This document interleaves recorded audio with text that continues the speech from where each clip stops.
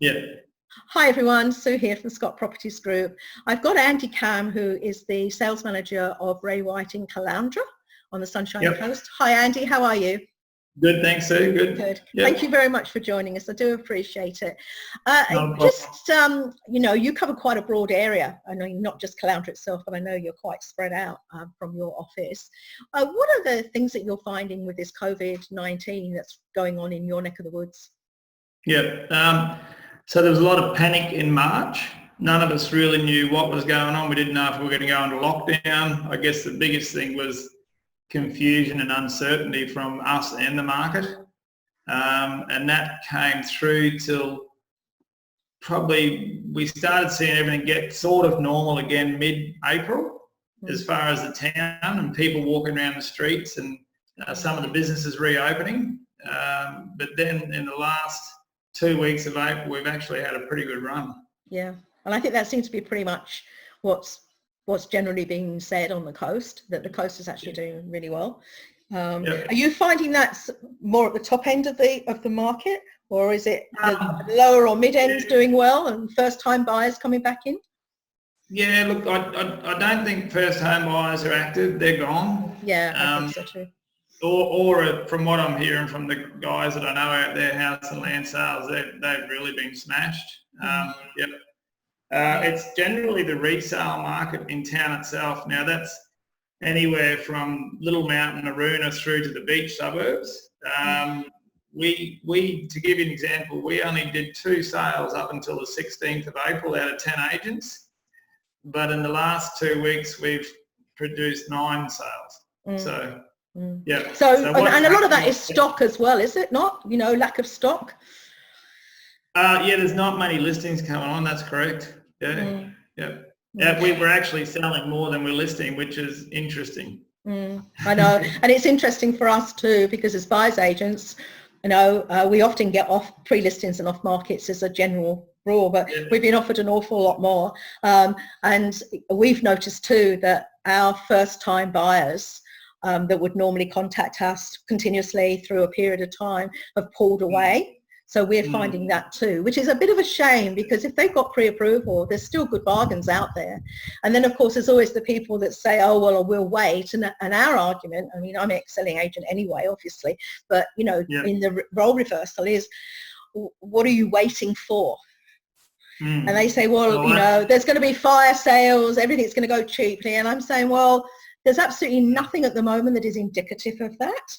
No one has a crystal ball, but the point is that property is a long game anyway. And if it's something that you really want, there's been a lot of, I've seen a lot of price adjustments. Now, I'm not saying that the prices have been lowered dramatically, but they're probably at a level where people were expecting to buy or sell.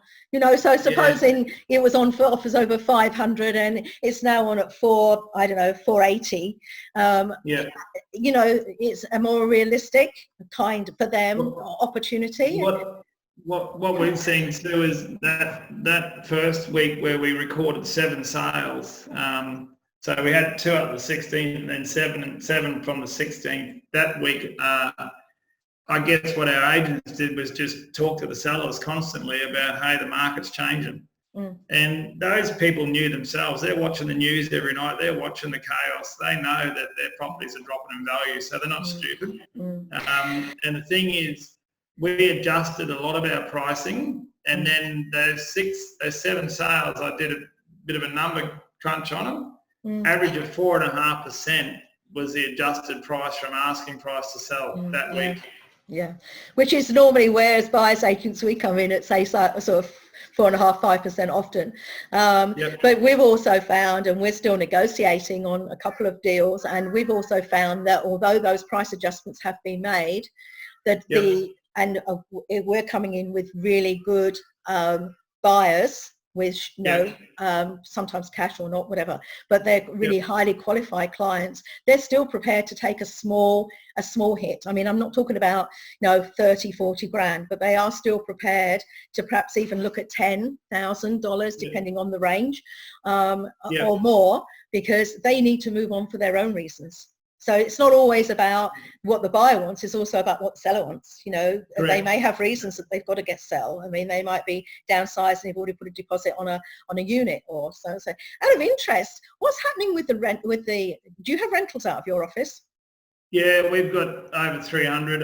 I think, again, the dust probably settled there now that the government's finally made a decision on what they're doing. Yeah. Our brilliant state government. Yeah. Well, yeah. That was a bit of a horror story to start with, wasn't it? But thank goodness Antonia from REIQ got herself sorted out and got a lot of support, and thank goodness they changed it. That was ridiculous. Yeah. It was, well, you know, well, they tried but failed, I think is probably the best way to put it.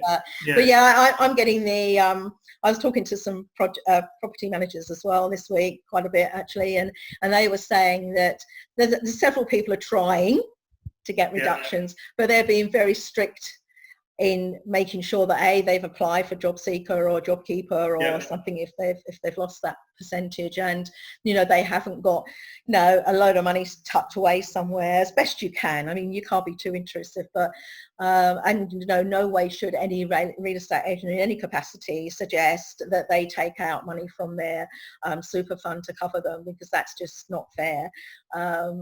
So the general consensus is, for example, one group that has over 900 properties in Queensland have only had, I think, 50 originally, which cut down to 30, and out of that 30, only I think 9 are valid at this moment in time.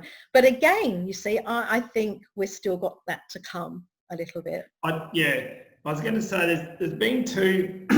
Well, there's one thing that I think is pretty obvious is there's more. There's more transparency now. We're allowed to ask tougher questions, and people have to answer it. You know, like whether you're qualifying a buyer or you're talking to a seller about why you're selling. You know, Absolutely. It's not the market to be testing the water. You've got to give us the truth so we can help you get out of the problem you've got. I agree with you, and I think that's probably why the stock levels are lower, because when those questions are asked, it's, well, actually, we don't really need to move towards Christmas, but we thought we'd see what it's like. This is not the time. No, truly not the time, as if I was a selling agent. So, you know. Yeah. The ones that are hitting the market, they generally have got a good reason to sell. Yeah, absolutely. And I think that's really, really important. And I think that's what buyers need to know too, that those people that are out there are serious. And likewise, we're not taking people through properties until we know that they are absolutely, it's their top 1 or 2, because that's not fair on anyone, especially with COVID-19. No. I, to be honest, I don't mind it. I don't mind it. The transparency is easy to deal with. Well, the nice thing for us is that Simon and I have been working from home as our base for 11 years, because the thing about buyers agents is it's not a walk-in industry, and we're on the road normally a lot of the time with our feet on the ground, checking stuff out. But, you know, I'll be absolutely honest with you, it hasn't deterred anything for us. We're still getting virtuals, we're still getting good leads from people that are interested. And again, we've said to the buyers, oh, well, you know, we'll see, you know, we might consider it in September. And as I said to you, we've said, well, do you need to wait till September? And if they've said, yes, actually we do for reasons, then we've said, well, now's not the time then. Don't let's start the process. Let's start the process. Let's start the process for the people that are really there. So when you're ready, when you're really ready, because that's very important at the moment. Okay, Andy, thank you so much for that. I really appreciate your time. I'll probably get back to you in probably, I don't know, 5-6 weeks time and see if anything's changed, because I think it may.